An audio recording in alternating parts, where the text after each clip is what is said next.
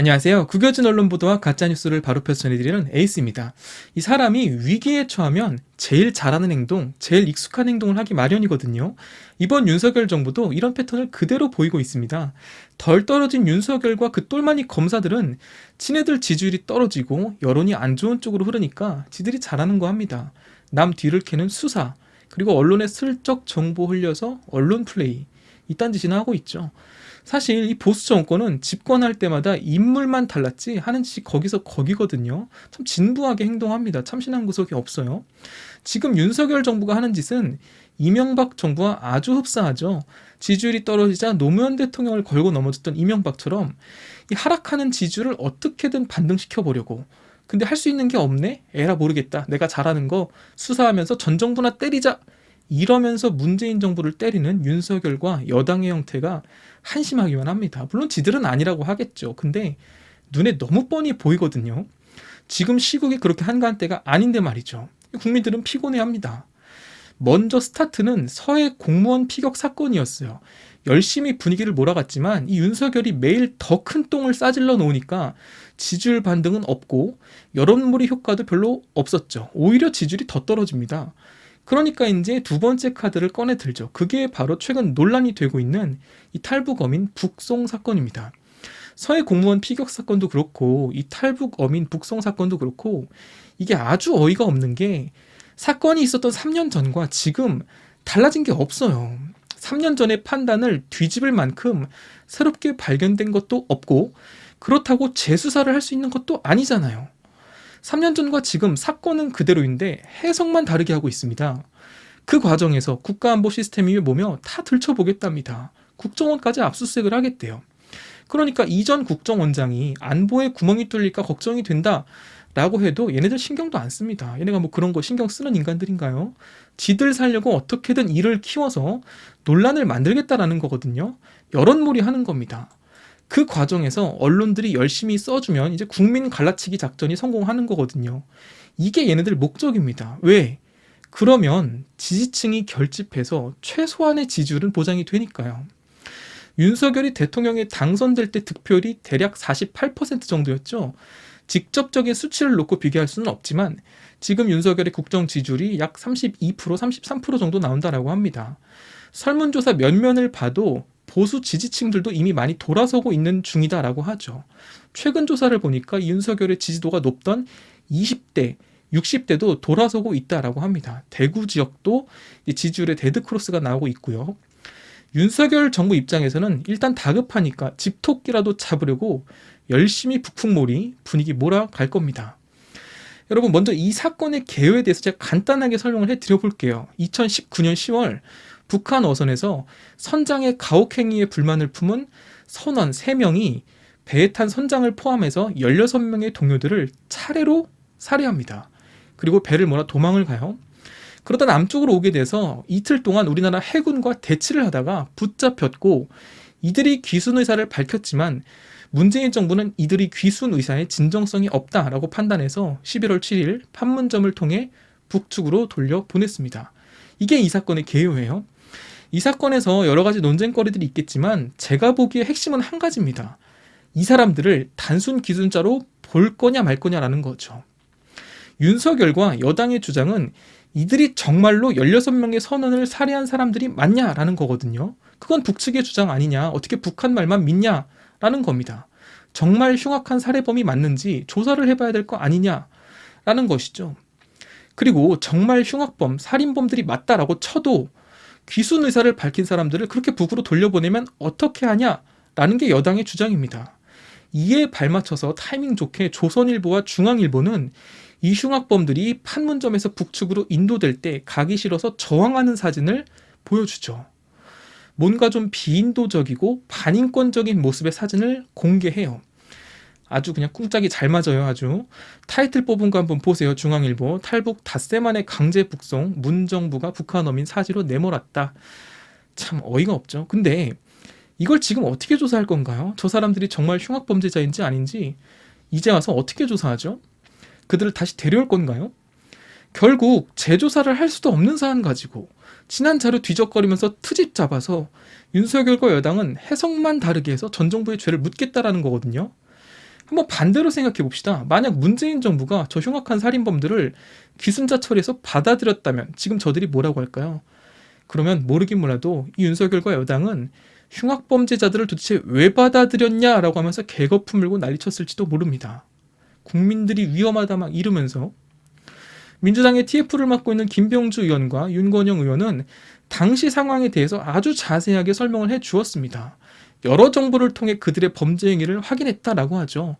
여러 루트를 통해 정보를 입수했고 그들이 살해의 범행을 자백했으며 배에 묻은 핏자국과 범행 증거들을 지우기 위해 페인트 칠까지 했다라는 것도 알아냈대요. 만약 이 사람들을 우리나라에서 탈북민으로 받아주고 대한민국의 헌법으로 재판을 받다가 재판 중에 저 사람들이 나는 살해한 적이 없습니다라고 진술을 번복하면 증거가 없기 때문에 그때 가서 어쩔 건가요? 탈북민에 대해서는 우리나라가 교육도 시켜주고 재사회화라고 하죠. 일자리도 구해주고 이제 거주할 집도 제공을 해줘야 되고 그러거든요. 이제 국민들 세금으로. 그런 건 다 괜찮은 건가요? 기사에 달린 댓글들을 보면 우리의 개 돼지들은 16명을 죽였다는 증거 있냐, 북한 말만 믿냐 이러고 멍멍 꿀꿀하고 있는데 아니 그때 당시 여러 정보를 통해서 확인했다잖아요. 그것도 안 믿어요? 뭐 지들이 믿고 싶은 것만 믿는 인간들이고 보고 싶은 것만 보는 인간들이니까 뭐 인간도 아니죠. 그냥 개 돼지인데 이런 논쟁 자체가 소모적입니다. 당시 확인된 정보를 바탕으로 16명의 선원을 살해한 북한 사람을 우리는 받을 수 없다. 이 판단은 우리 정부에 있는 거거든요. 북송 그 사례가 이 사건만 있는 것도 아니고 박근혜 이명박 정부 때도 북송 사례들은 많이 있잖아요. 여러 정황을 놓고 봤을 때 귀순을 하겠다라는 이 의사표명에 진정성이 없다라고 판단하는 것이 개연성이 훨씬 큽니다. 아니 그들이 정말 귀순을 하려고 했다면 NNL을 넘었을 때부터 귀순 의사를 밝히든지 우리 해군과 이틀을 대치를 하다가 붙잡히니까 그때서야 귀순의 의사를 밝힌다면 누가 그 귀순의 의사의 진정성을 믿나요? 게다가 그때 자료를 보면 원래 남쪽으로 오려고 했던 것도 아니고 자강도로 도망을 가려고 했다라고 하잖아요. 자강도는 초북쪽이잖아요. 근데 그렇게 도망치려다가 해군에 붙잡히고 그때서야 귀순 의사를 밝힌 사람들을 그 진정성 있게 받아줘야 되나요? 죄를 짓고 도망 다니다가 붙잡히고 난 다음에 사실은 나 자수할게. 이게 순수한 의도의 자수예요? 도망치다가 안 돼서 해군에 붙잡힌 걸? 참 이걸 순수한 의도의 귀순으로 봐야 하는지 말도 안 된다라는 것이죠. 그때 당시 국힘당 의원들 중에 일부 의원들도 잘보냈다라고 했잖아요. 김혜원 의원, 김무성 의원 이런 의원들 다 중진 의원 아닙니까? 4선 5선 한 걸로 알고 있는데 잘 돌려보냈다라고 하잖아요. 그런 사람들 어떻게 받아주냐? 그때도 물론 논란이 있긴 했지만 시간이 지난 지금이나 그때나 해석하기 나름인 사건이고 달라진 건 아무것도 없는데 그 해석만 이제 와서 다르게 해서 정부에 죄를 묻겠다. 이게 정치적 의도가 없이 자유대한민국의 인권과 존엄을 위해 순수한 목적으로 하는 재수사인가요? 권성동이 뭐라고 합니까? 윤석열 정부와 국힘은 달라지겠다. 놀고 자빠졌지 아주.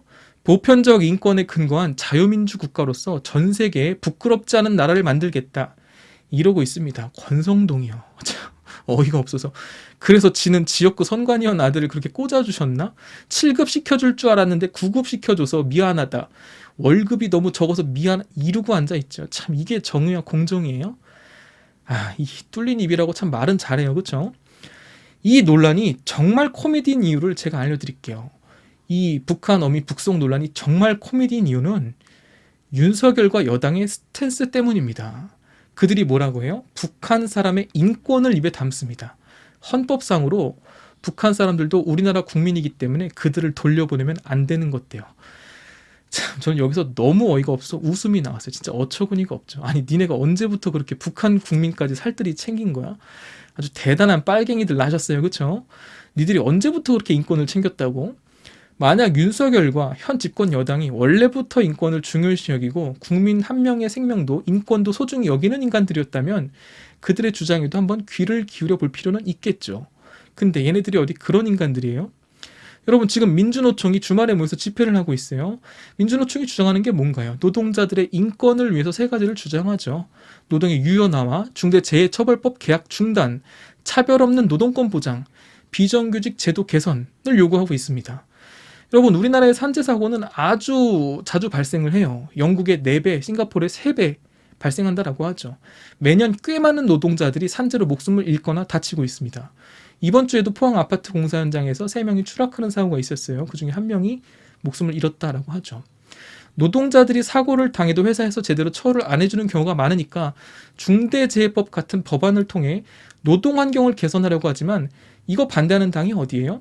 국힘당이죠.